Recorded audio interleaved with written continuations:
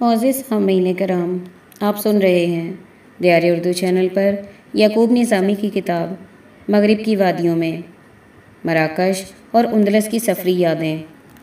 Sub heading مراکش۔ مراکش شمالی افریقہ کا ایک بہت ہی خوبصورت ملک ہے جو بحیرہ اوقیانوس کے ساتھ ایک طویل پٹی پر آباد ہے۔ شمال کی طرف بحیرہ روم، جنوب میں صحرائے اعظم اور اطلس کا پہاڑی سلسلہ ہے، جبکہ مشرق کی طرف الجزائر ہے۔ مراکش میں بحیرہ روم کے ساحل سے جبل طارق 13 کلومیٹر دور ہے، جبکہ اندلس کے شہر طریف سے یہ فاصلہ صرف 8 کلومیٹر ہے۔ اسی آبنائے کو عبور کر کے طارق اپنی فوجوں کے ساتھ اندلس میں اترا تھا۔ مراکش میں زرخیز زمینوں کے ساتھ ساتھ صحرا، پہاڑ، دریا اور نیلگون سمندر ہیں۔ رومن نے اس ملک پر طویل عرصہ حکومت کی، جنہوں نے اس ملک کو ماریتانیہ کا نام دیا۔ 670 عیسوی میں عقبہ بن نافع نے اسے فتح کیا تو لوگ جوک در جوک اسلام میں داخل ہوئے۔ جب امیہ سلطنت کا خاتمہ ہوا تو مراکش پر ادریس بن عبداللہ نامی ایک آدمی نے قبضہ کیا اور اسے اسلامی سلطنت بغداد سے الگ کر دیا۔ ملک میں اکثریت بربر قبائل کی ہے، لیکن عربوں کی بھی ایک بڑی تعداد صدیوں سے آباد ہے۔ یوں اس ملک کی ثقافت بربر اور عرب کا ملا جلا ایک ایسا مرکب ہے جس میں حسن بھی ہے اور انفرادیت بھی۔ مراکش پہلا ملک ہے جس نے 1977 میں امریکہ کو تسلیم کیا۔ اس زمانے میں امریکی جہازوں کو بحیرہ اوقیانوس میں مراکش کے بحری قزاق لوٹ لیتے تھے۔ امریکہ کی استدعا پر مراکش نے بحری قزاقوں پر قابو پایا۔ وہ دن اور آج کا دن مراکش کے امریکہ کے ساتھ ہمیشہ دوستانہ اور خوشگوار تعلقات رہے۔ 30 مارچ 1912 میں اس ملک کے ایک حصے پر فرانس نے قبضہ کر لیا اور کچھ پر اسپین نے۔ جنگ عظیم دوم کے بعد ملک کو آزاد کروانے کی عوامی تحریک شروع ہوئی تو لوگ استقلال پارٹی کے جھنڈے تلے جمع ہوئے۔ ایک طویل اور کٹھن جدوجہد کے بعد 1956 میں ملک آزاد ہوا، لیکن بحیرہ روم کے کنارے مراکش کے 2 ساحلی شہر سیوطا اور ملیلا پر ابھی تک اسپین کا قبضہ بالکل اسی طرح ہے جیسے اسپین کے علاقہ جبرالٹر پر برطانیہ کا قبضہ ہے۔ یہ شہر دفاعی نقطہ نظر سے بڑی اہمیت رکھتے ہیں۔ کچھ یہی سبب ہے کہ اسپین نے انہیں آزادی نہیں دی۔ ملیلا کا رقبہ 4.7 مربع میل اور آبادی 73,000، جبکہ سیوطا 7.1 مربع میل اور 82,000 افراد پر مشتمل ہے۔ دونوں انتظامی لحاظ سے مالکا صوبہ میں شامل ہیں۔ سیوطا اور ملیلا میں اکثریت مقامی بربر اور عرب مسلمانوں کی ہے، لیکن 500 یہودی اور اتنی ہی تعداد میں ہندو بھی رہتے ہیں۔ آج مراکش پر کنگ حسین کا بیٹا محمد السادس تخت نشین ہے۔ محمد 1999 میں اپنے والد حسن کی وفات کے بعد اقتدار میں آیا۔ یہ پڑھا لکھا بادشاہ ہے جس نے قانون میں PhD کی ڈگری فرانس سے لی۔ یہ شیعہ علوی مسلمان ہیں۔ کچھ یہی سبب تھا کہ سلطنت عثمانیہ کے ساتھ ان کے تعلقات بہتر نہیں رہے۔ ملکی قانون کے مطابق بادشاہ حاکم اعلیٰ، جبکہ وزیر اعظم اور پارلیمنٹ کے 2 ہاؤس بھی موجود ہیں۔ حکمران جماعت استقلال پارٹی ہے، دوسری پارٹی جماعت سوشلسٹ پارٹی اور تیسری اسلامی party justice and development DJD ہے۔ ملکی آئین 10 مارچ 1972 کو منظور ہوا۔ ملک میں تعلیم لازمی ہے، لیکن دیہاتوں میں پڑھائی کا رجحان نہ ہونے کی وجہ سے صرف 10% عورتیں پڑھی لکھی ہیں۔ شہر میں پڑھائی کا تناسب مختلف ہے، جہاں 39% عورتیں اور 64% مرد لکھ پڑھ سکتے ہیں۔ مراکش کی آبادی 3 کروڑ 40 لاکھ کے لگ بھگ ہے۔ ملک انتظامی لحاظ سے 16 صوبوں میں تقسیم ہے۔ دارالحکومت رباط، جبکہ مراکش، فاس، کاسابلانکا، گادیر اور تنجا اس ملک کے مشہور شہر ہیں۔ مجموعی لحاظ سے ملک غریب ہے۔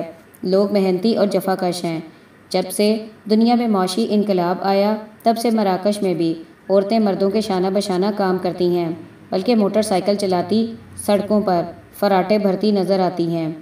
سب ہیڈنگ اللہ کی دھرتی۔ مراکش شہر کی بنیاد یوسف بن تاشفین نے اپنے کزن ابو بکر کے ساتھ مل کر رکھی تھی۔ یوسف بربر تھا جس نے اپنے شہر کا نام مراکش رکھا۔ بربر زبان میں مراکش کا مطلب ہے اللہ کی دھرتی۔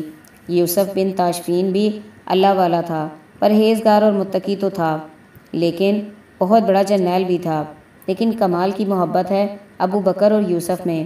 جب صحرائے اعظم کے بدو حکومت کے خلاف اٹھ کھڑے ہوئے تو ابو بکر نے خود فوج کی قیادت سنبھالنے کا فیصلہ کیا۔ محاذ جنگ پر جانے سے قبل اپنے کزن یوسف بن تاشفین کو مراکش میں چھوڑا اور پھر اپنی محبوب ترین بیوی زینب کو طلاق دے کر مشورہ دیا کہ وہ یوسف بن تاشفین کے ساتھ شادی کر لے، چونکہ زینب ایک امیر سوداگر کی بیٹی تھی جو صحرا میں اپنے خاوند کے ساتھ صحرائی جنگ میں شریک نہیں ہو سکتی تھی۔ ابو بکر نے محاذ جنگ پر بڑی دلیری کے ساتھ جنگ کی اور شہادت کا رتبہ حاصل کیا، جس کے بعد یوسف بن تاشفین نے حکومت کی بھاگ دوڑ خود سنبھالی اور اپنی حکومت کو وسعت دینے کے لیے جنگی مہم شروع کی۔ یوسف بن تاشفین اور مراکش کا نام ایک ساتھ لیا جاتا ہے۔ بربروں کی اکثریت عیسائی تھی، چنانچہ یوسف کے چچا نے تبلیغ کا آغاز کیا۔ یوسف بن تاشفین نے اقتدار سنبھالا تو ساتھ ساتھ امت مسلمہ کی یکجہتی اور انہیں ایک پلیٹ فارم پر منظم کرنے کی حکمت عملی تیار کی۔ آغاز میں ان کی حکومت اطلس پہاڑ کے دامن تک محدود تھی، جبکہ مراکش کے دوسرے حصوں میں چھوٹی چھوٹی کئی طائفہ حکومتیں تھیں۔ یوسف بن تاشفین نے اپنی عسکری صلاحیتوں کا کچھ اس طرح استعمال کیا کہ ایک قلیل عرصے میں ملک کی تمام چھوٹی چھوٹی ریاستوں کو ختم کر کے پورے المغرب پر قبضہ کر لیا۔ اس زمانے میں اندلسی مسلمانوں کو عیسائیوں نے سخت مجبور کر دیا تھا۔ اندیشہ تھا کہ مسلمانوں کو اندلس سے نکال دیا جائے گا۔ یہ صورتحال اس طرح پیدا ہوئی کہ اقتدار کے بھوکے مسلمانوں نے اندلس کو چھوٹی چھوٹی ریاستوں میں تقسیم کیا ہوا تھا۔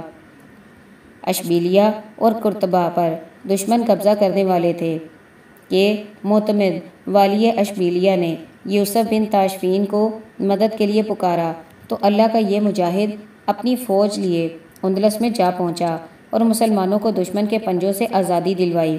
پھر اندلس کی چھوٹی چھوٹی ریاستوں کو ختم کر کے اس ملک کو سلطنت مراکش میں شامل کیا۔ یوں یوسف بن تاشفین کا سکہ مراکش سے قرطبہ تک چلنے لگا۔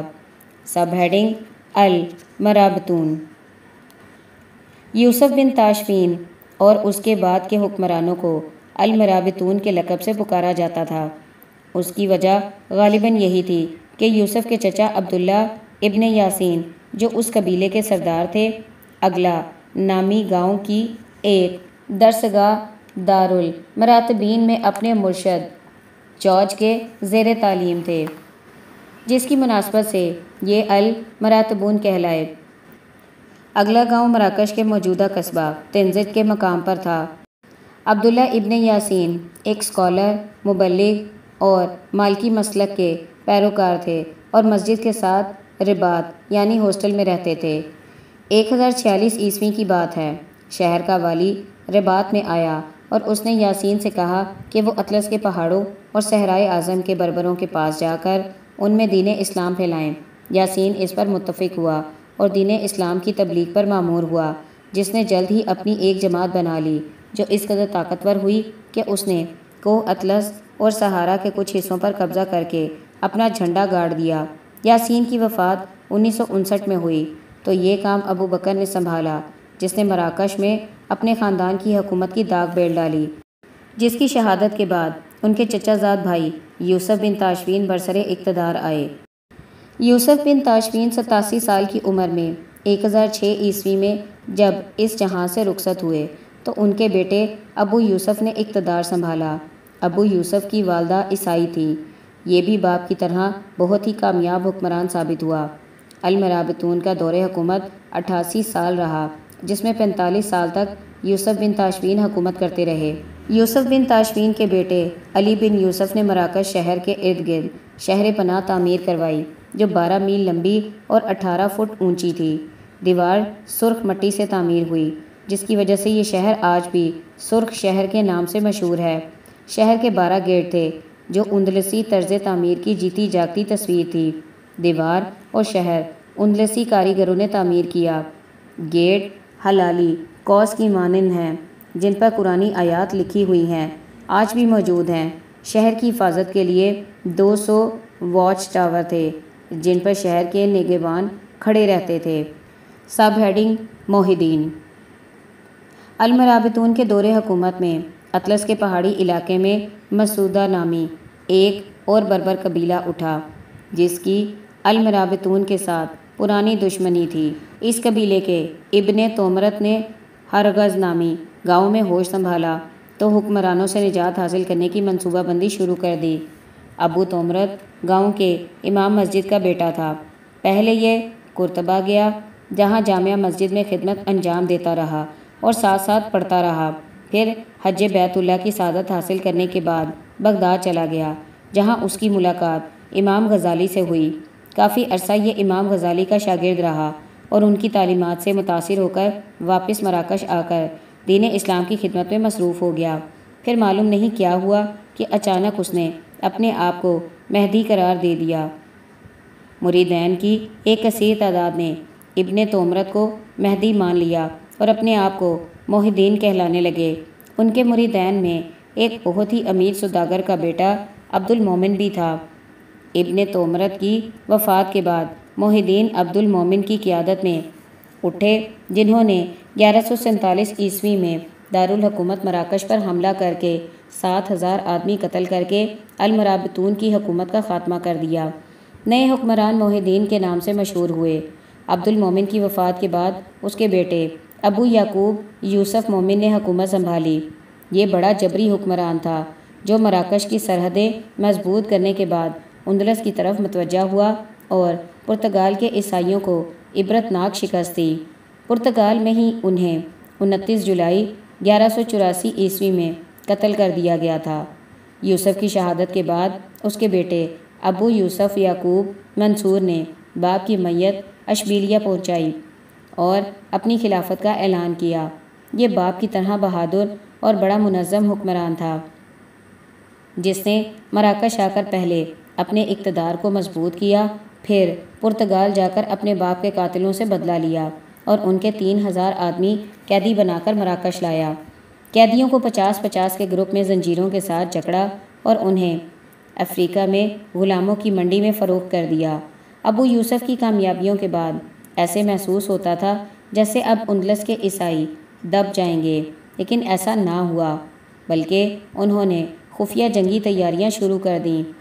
خلیفہ کو اس کی اطلاع ملی کہ 3 لاکھ عیسائی فوج اندلس اور مراکش پر قبضہ کرنے کی تیاری کر رہی ہے۔ یہ اطلاع ملتے ہی اس نے اندلس جا کر اچانک حملہ کیا اور دشمن کی 1.5 لاکھ فوج کو قتل اور باقی کو قیدی بنا لیا۔ اندلس کی اس عظیم فتح کے بعد ابو یوسف یعقوب منصور نے اپنے نام کے ساتھ باللہ کا اضافہ کیا جس کا مطلب ہے اللہ کی مدد سے نصرت حاصل کرنے والا۔ یہ بڑا جابر حکمران تھا۔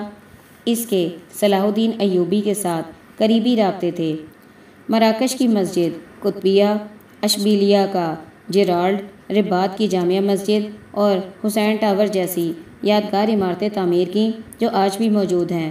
مراکش اور اشبیلیہ کا جیرالڈ جامع مسجد دونوں کا ڈیزائن اور تعمیر ایک ہی کاریگر کے زیر نگرانی مکمل ہوئے۔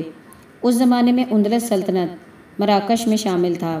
جب ابن رشد پر اندلس کی زمین تنگ کر دی گئی تو خلیفہ نے اسے مراکش بلا لیا۔